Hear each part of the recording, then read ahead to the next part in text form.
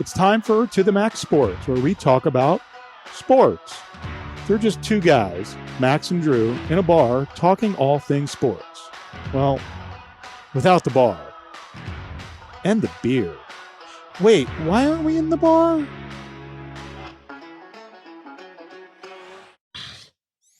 Hey, Max.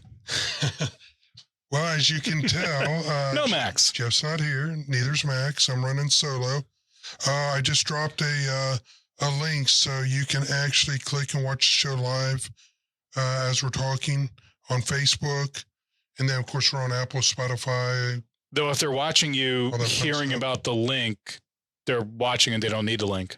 That's true. But after the show, they might. So if they can't watch it now, they can watch it later.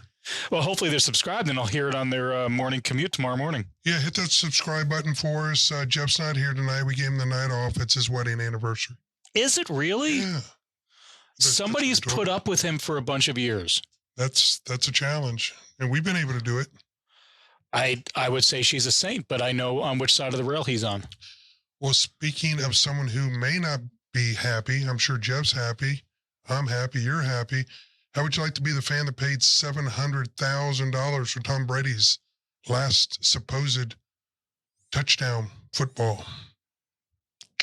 Yeah. And then I thought it was 518, but still, I mean, it's like the day after Brady announces is coming out of retirement and slightly used football on eBay. Slightly used football. I believe my brother said it's going for like $50,000 now. So that's a lot of money to recoup. Tom Brady. Don't you love him? This is how I feel about Tom Brady. I am very much on the Michaela Maroney. Yeah, I don't want to hear about him anymore. Well, you know, I'm choked up. Cough it up. It don't belong to you. Yeah. But if you remember on one of the pods, you know, I knew this guy came out early saying he was ready to retire, kind of the heat of the moment. He probably felt it at the time, but you got to let your body digest an NFL season. You got to relax. You got to think it over and at least give yourself 4 months instead of 3 months. But, well, I heard Steve Young talking about it on one of the ESPN shows. And he's like, you know, the rhythm of the season is you get done with the season. You're like, I don't want to do this anymore. And then a couple months later, you're like, oh, I'm okay. Yeah. It's kind of how I feel on my job. When I take a vacation, I'm like, I don't want to do this anymore. And then occasionally when I come back from vacation, I'm like, I can sign another 1-year deal. I just wonder, it's like, is what's going on in this man's head? And I was at the pinnacle of this sport. Everyone was always talking about me. I mean, we're still talking about him. So, geez. And then he's like, I'm going to slide into irrelevance. I mean, I'm going to have my own business concerns. And then I'm going to be Gisele Bündchen's wife. And then he's like, I don't know if I like that. Well, at the end of the day, the man can still play at a high level.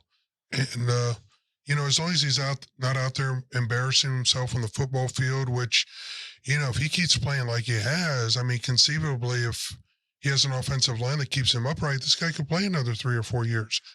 Yeah, I mean, statistically last year was, if not his best, one of his best seasons. The thing he has to worry about is at his age is a serious injury. But it's tough when you're an athlete. I mean, I'm not even a competitive athlete making a living, but I can't play tennis anymore because of my knees. And it just, you know, it's tough because your mind says go out there, but if I know if I go out there, I'm going to hurt myself. So I can understand if you still have that ability, he probably doesn't want to look back with any regrets and say, you know what, when he's 50 and in his last season. I get that, and it was coming up on free agency, and if you looked at what the Buccaneers were going to be without him, they were going to lose a lot of free agents. Yeah. Now he's coming back, and they were going to have to sign a new quarterback, and then probably pay him a lot more than they're paying Brady. Brady's salary cap hit this season will be $20.3 million. That's chump change. Rodgers is going to be upwards of 40 to 50. Yeah. Brady is getting paid less than Kirk Cousins. Well, that's What can you say? Well, I can say it is almost an unfair advantage. Yeah. The most valuable player on the Tampa Bay Buccaneers roster is Gisele Bündchen. Yeah. She makes so much money, he doesn't have to make money. All he has to do is perform. Well, at the end of the day, the guy's not coming back for the money, obviously. He's coming back to win a Super Bowl ring. You know, it's kind of funny because I was watching one of the sports books. They said there's some suspicious activity. About 3 days before he came back, a whale dropped a butt ton of money on Tampa Bay. They were 60-1. Okay, this was before Brady made his announcement. And then because of that whale dropping that much money, it actually dropped the odds to 30-1. He reloaded. And then 2 or 3 days later, Brady makes his announcement. And now they're 7-1 to win the Super Bowl and 5-1 to win their division. So they're saying that some kind of insider whale knew he was coming back. And apparently they know who the guy is. And they said he's familiar to people and he's well known. So maybe he had dinner with Charles Barkley. Or following on from the Calvin Ridley suspension, we might get a Tom Brady suspension. Unless Brady was betting on his own return, I think he's okay. Or if he, I mean, yeah, I am going to take the field. Give me the field against the Buccaneers for the Super Bowl. Well, I mean, the guy spent a buttload of money, but that doesn't mean that they're not going to win the Super Bowl. Doesn't even mean they're going to win the division. Now, the division's pretty easy, ripe for the taking, for the most part, you know. Yeah, I mean, if you're in the NFC, you're looking at the Packers, the Rams, and that's about it. Yeah, he'll have a much better chance to for that whale to get their money than he would in the AFC. But you know, if I go out and we have dinner and I tell you, Bob, I'm coming back and I haven't told anyone else, and you run to Vegas and drop a butt ton of money on it, is there anything wrong with me having told you, hey, I think I'm coming back? I don't think there's an equivalent to the SEC in sports betting, so no. But if this was a stock, you'd be getting slapped up for some insider trading. Well, I don't know. The SEC's in a coma, but that's another story in and of itself. So let's move on from TB12 because I don't want to talk about him anymore. Okay, more TB12. Well, there was some comings and goings. The Giants made some major quarterback moves. I know you're a huge Giants fan. No, the Giants are fodder for everyone else in the NFC fan. They've secured their first-round draft pick. They got by getting Tyrod Taylor. And then they signed up Joe Flacco, who apparently is still playing football. That surprises me. And living off that Super Bowl win from days bygone. And Joe Flacco, Russell Wilson, I have a few proof points for quarterbacks who take all the money that they are worth, and by God, they are worth every bloody cent, but then screwing their team by not giving them a lot of flexibility under the salary cap. Yeah. And I'm going to put Rodgers in that camp now. Yeah. I mean, he said, you can keep me, but you're going to pay. It's not like he doesn't make enough money doing State Farm commercials. They may restructure it at some point. Who knows? Yeah. Interesting development. Well, actually, a couple. Sticking with the quarterback theme, there was a quarterback from Houston, and he's getting some phone calls and interviews. Apparently, he does not want to go to the Browns. And we were talking about one Deshaun Watson. With his toxicity, he better bloody shut up and take whatever team it'll take. Well, he's got some leverage. He can decide what team he wants to go to, and the Browns offered the farm, apparently Baker and the farm, and he said no to it. But he did agree to an interview, so they talked to him. I know that Atlanta's in conversations with him, but I guess Baker Mayfield was a little butthurt that, the Browns didn't say, hey, we're going to talk to this guy. Whereas in Atlanta, apparently, they did talk to Matt Ryan and tell him, hey, we're going to bring Watson in and talk to him and kind of gauge his interest. I am actually interested. Whatever team signs him, what does that press conference look like? who puts his arm around Deshaun Watson, who still has the potential for an NFL suspension hanging over him, and 22 civil lawsuits. 22. That's enough lawsuits to field a defense and an offense on an NFL football team. Well, apparently he's talented enough that there's some teams willing to take that risk. I really think probably Cleveland's out of it. So I'd probably go New Orleans, Atlanta. Those are probably the two ready-made teams that probably New Orleans actually more so. But then what do you do with Winston? Where does he go to? Crab leg factory. You know what? I'll tell you what, though. Winston was my comeback player of the year. Last year, he was my prediction for the comeback player of the year, and he was having a good season until he I mean, I'll walk back my crab leg comment and say, yeah, Winston actually is rounding out to be a fairly serviceable professional football player. Yeah. If he can keep his interceptions under 20 a game. But no, he did well last year. Yeah. Until he got hurt. It was serviceable. Did you hear about the major diss from Randy Gregory? You know, the Cowboys stood by him through thick and thin, and then they tendered him a contract, and they said, hey, we just want you to not get suspended this time. You know, we've invested a lot of time and money in you. And the Broncos came back and said, well, we'll give you the same deal, but we won't penalize you if you get suspended. Well, I mean, it's standard language in the Cowboys contracts. It's known as the salary forfeiture language. Mm-hmm. And just going over Randy Gregory's rap sheet, in 2016, he missed 14 games, and these are all substance abuse policy violations. Right. He missed the entire 2017 season, 2 games in 2018, the entire 2019 season, and 6 games in 2020. However, since 2020, he hasn't been suspended since. Well, that tells me that he's got a chance to go through a whole season. Just checking to make sure that link was working. A little bit of time travel there. God, I'd love to see myself. So we'll see what happens with him. I don't see any moves Dallas has really made to improve themselves. No, they haven't. They didn't change their coaching staff. They haven't changed anybody else. They're going to rise to mediocrity yet again. Yeah, Cooper's gone, and he was a solid NFL ready-made receiver. Now you lose Gregory, who was really one of the few threats they had to come after the quarterback. I had heard that they had made a move for Von Miller, but I think Buffalo way overpaid him.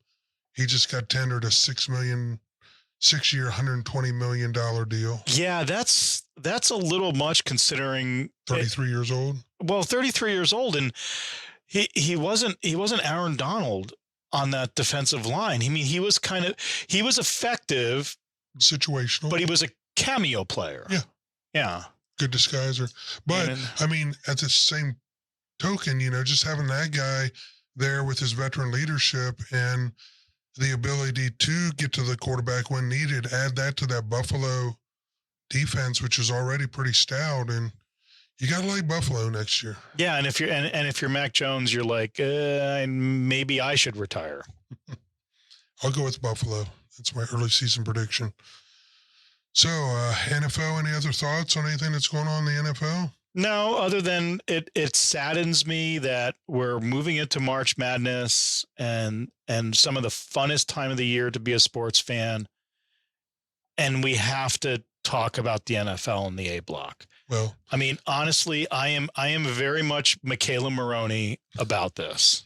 You know, the thing about the NFL and the reason they're so successful and they become America's sport is because with free agent signings, with drafts, with the start of the training camps, really there's only about 1 month when the NFL rests. Which month is that? Probably June. Probably June. Because we've got the draft coming up, and I think the camps start in, actually maybe May, because the camps start in June or early July. July for actual June. Training camp, and in May we'll have OTAs, and so they're literally on the radar. 11 months out of the year. No, I mean, as much as we all think that Goodell is ineffectual and kind of incompetent at times, by God, the NFL rules the roost. Just case in point, we're sitting here talking about the NFL while we're getting ready for March Madness. So from March Sadness, which is the NFL, to March Madness. Very cool. I haven't finished my bracket. I was kind of racing to get it completed. The only one I haven't finished, Bob, is the Midwest, but I do have some upsets. I think the Midwest is actually kind of the region where I think you're going to have a fair amount of chaos. Either Kansas goes all the way through, or that basically devolves into, chaotic messness. Okay. I mean, at first glance, maybe. Yeah, I really don't see anything. So let's go through and see. Let's just go through the first round. Okay. And then I can just kind of tell you real quick who I have in my let's start in the West. Final four. Top left on your sheet. Okay. And I'll actually put mine up on the board for the people watching on the YouTubes so they can kind of see at least my bracket. Yeah, kind of hard to see. Well, it's hard for you to see, and it's the old eyes. So in the first round, I have probably my biggest upset is going to be let me find it here. I like Davidson. I think Davidson can upset Michigan State. Okay. At 10. Yeah, that's in the first round of the. Yep, 10-7 in the West. My biggest upset. I mean, I have Memphis over Boise State. It's only an upset by seeding, but I have New Mexico State knocking out Connecticut in the first round, 12/5. Okay. And then down below that, I've got the Virginia Tech. I think that they could knock off Texas. Yep, I have Virginia Tech too. And those are my upsets in that. Really, I have more than that. I have San Francisco beating Murray State 10/7, and I do have Indiana, who played in the play-in game. Okay, now I'm talking on what side of the ledger? Well, you're on the left. You're talking the Virginia Tech region, the East region, Baylor. The East, yeah. Yeah. I actually have San Francisco too, beating. They play Kentucky. I have San Francisco winning. Yeah. First round. Yep. So who do you have in that division actually making it to the Final Four? I have Kentucky going all the way. I have Baylor getting knocked out in the second round by North Carolina. Okay. I mean, and there's hardness further down, and I think Baylor may be weak, but we'll see. Yeah, some injuries. I have Kentucky. Yeah, I have Kentucky and UCLA playing for the East Region Finals. Okay, so I have Gonzaga versus Texas Tech, and then UCLA and Kentucky. I've got UCLA. Okay. I have UCLA winning the. Yeah, I have Texas Tech going through, and Kentucky playing on one side of that Final Four. Yep, that's actually who I have. I'm sorry, I've got UCLA. Yeah, you have UCLA over Kentucky. We both have the same team in the finals on that region. So who do you have in the South in the upper right? Okay, I have Arizona. Upsets. I got Loyola Chicago beating Ohio State. A lot of people have Loyola Chicago beating Ohio State. So I don't know how much of a upset that'll be. Winning it. Well, looking at it real quick because I didn't fill out my other one. I guess Tennessee is who I have in that. Yeah, I think Tennessee is a really good number 3. Mm-hmm. I don't know if Villanova really deserved that number 2. I think I would have rather have seen Tennessee and Villanova swapped in their seeding. So I have Tennessee going all the way through the finals and actually beating Arizona in the final of the South region. Now this is tough. I've got Wisconsin and Kansas. Are you looking at my bracket? Because I have Wisconsin and Kansas. Okay, no, I'm not. Holy poop. Who do you have winning that? I actually have Wisconsin going through. Okay, I've got Wisconsin too. Wisconsin and Tennessee, and I've got Tennessee and UCLA playing for the championship. Well, at least we're different there. I have Texas Tech going through and Texas Tech winning. Who do you have winning? Well, you put me on the spot. I'm doing this thing as we go. I'm going to go with UCLA all the way, baby. Well, okay. I mean, we'll see where it is. They're a number 4 seed. I'm trying to remember what the stat is as to the lowest seed who's ever won a national championship. Not sure. It's pretty bleak. You can put my handsome face back up on the screen. No, I don't want to put your handsome face back up on the screen. But yeah, it should be fun. March Madness. What more can you ask for? Yeah, it'll be interesting. A whole lot of basketball. A whole lot of basketball. For the most part, it has been a little bit of a toss-up season. Though I think some of the bigger names are going to come out as we get through into the Final Four. I mean, Wisconsin, Tennessee, Kentucky, Texas Tech for me. Those aren't small programs. No. Well, if you're watching out there, give us your picks. If you think we're right, we're wrong, who you think's going to be in it. We'll keep track of our brackets as we go along. And, we finally got something settled. Baseball, Bob. Baseball is back. Thank God. Yeah, thank God. And I'm super pissed. You're super pissed that we're getting baseball back? Well, I'm super pissed that my Reds completely blew up their team, which was right on the precipice of actually contending for a title. So we're in our 25th year of rebuilding. Ever since we won the 1990 World Series, we've been in a 30-year rebuild now, I guess it is. Well, I mean, it's consistent. Yeah. At least you're not, and then not the Mets, one of the biggest payrolls in baseball, and they still rise. They don't even rise to mediocrity. Well, I think at this point we have our payroll down to $75 million. We let Castellanos walk. We let Wade Miley walk, who actually had a career year. I wasn't a big fan of his until he came on board, but he did great. We traded Sonny Gray. We traded Amir Garrett, which he was terrible. I don't care about him. But losing Sonny Gray, losing Castellanos, then we traded Winker.